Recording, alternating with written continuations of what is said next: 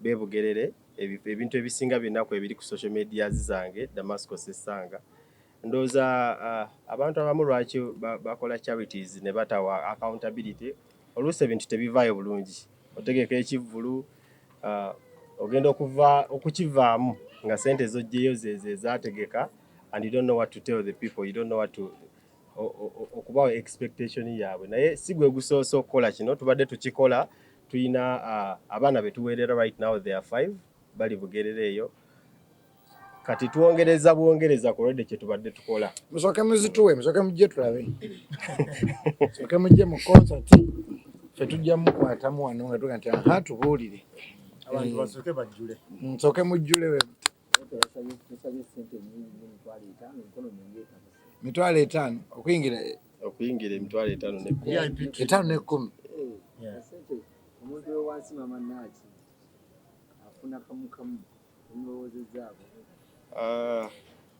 Kiddemu. Simanyi. Ekibuuzo kituyinze.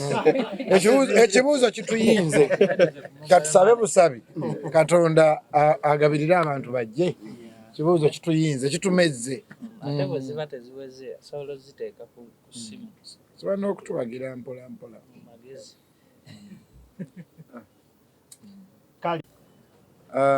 Yajjano ne sister wange ekisooka njagala nyimirire naye nnyo kubanga Bad Black naye yafuna idea.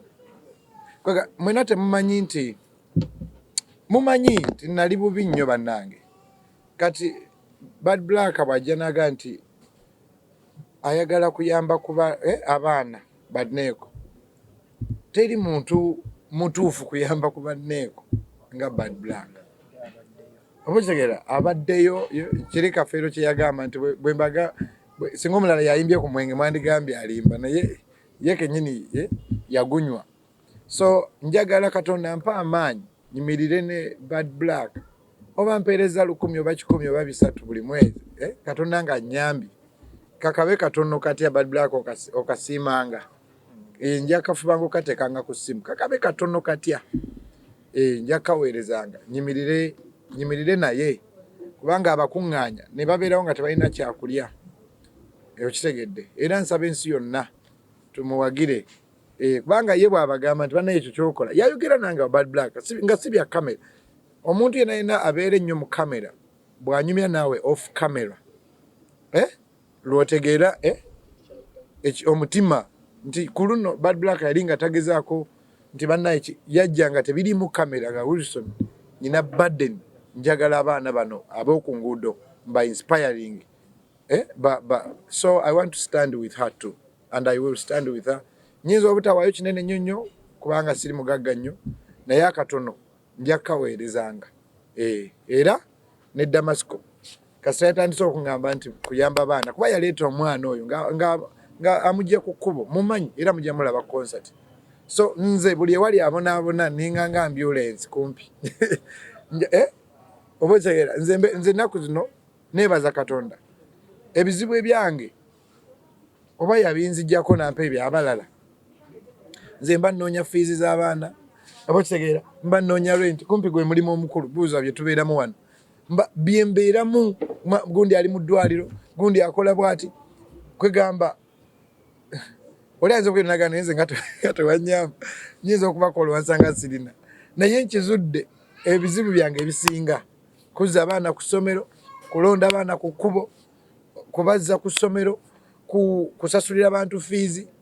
Nze nyina abaana bannange bennonze ate nebaza n'amasomero kubanga amasomero gonna nga tuukirira ne ganyamba. Okitegedde otuuke ku ssomero ery'ebbeeyi kubanga manjagala mulonde ku kkubo mutwale ku ssomero lya bbeeyi. Oba okitegedde baana bali ku masomero ag'ebbeeyi no ono looya kati wa high court namulonda kiddera ng'asomera muti nali ngenze kuwulira nji ne tumugjayo paka ku Lubiri. Kati nze nzija ku ssomero neri kusalirako ate aba directors abamu nyina abaana eyo ku Kajansi Progressive St Julian ssomero lya bbeeyi ng'obwana wabulonda ku kkubo Mengo eno ku Mase schools Wakiso International all the schools around Zions all the schools ba director mbebaza abansalirako ne bakwata omwana abadde atunda ffene oba kitegeera n'atandika okukola ki okusoma n'amala katono juzi yajja n'angamba high court yamukkiriza eyafunye ndi advocate wa high court court zonna mu Uganda kati ye lawyer wange omwana gwe nalonda ye lawyer wange kati UCC Mukono yamuyita UCC Mukono yamuyita nemuwa omulimo for free nga tasabye naga because he is one of the brightest students kati abeera advocate wa high court naye nga bamulonda kidera so literally ekyo nze kye mpulira nga bw'aba Damascus afunye omutima ogwo bw'abanga Bad Black alina omutima ogwo ffenna tubakwatireko si mukwano gwe nnyo naye ngenda kumumugambira ngenda mumugambira muga sister wange yitawo ekirala right now tulaba muno mu celebrity mukola nnyo ebivulu emikolo nga giri mu kutu. Is this the new trend oba kiki mwewa because you've been in this industry for a long time? Emikolo mu nkukutu n'ebivulu emude mubiranga emikolo mugikola mwekwese kyekigenda maaso nze sinnakolako mukolo mu kikomera abagikola nga gwe abadde mu industry for a long time abalokole ataddeko ako kale ate nga balokole ddala nze bimwogerako sibimanyi Musumba twogera ku trend eriwo abantu obutawa bannabu invitation ku mikolo gyabwe ate nga mikwano gyabwe oba abantu abakola kyabeera for example case in point beating and abuno Levixone yakoze omukolo n'atayita mikwano gye so gwe onookola okugo n'otuyita simanyi kyombuuza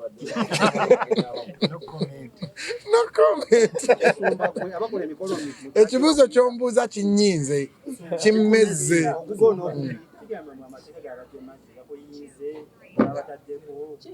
eki amateeka gaki okola ki oguliwa omukolo ki dani nze nabadde ttaka sinnadda ani yeekwese temwina namba zaabwe nze munveeko mbasaba tubeere ku mukolo gwa Damascus nze ebyemikolo sibimanyi okola ki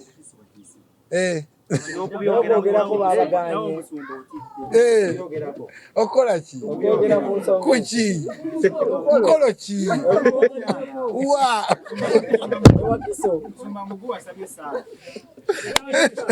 bannange nsaba tuwagire Damascus ebyemikolo gye mwogerako sibimanyi ogwange nzize bayita mu konsati ya Dama bannange mikolo bwe girituuka tulijoogerako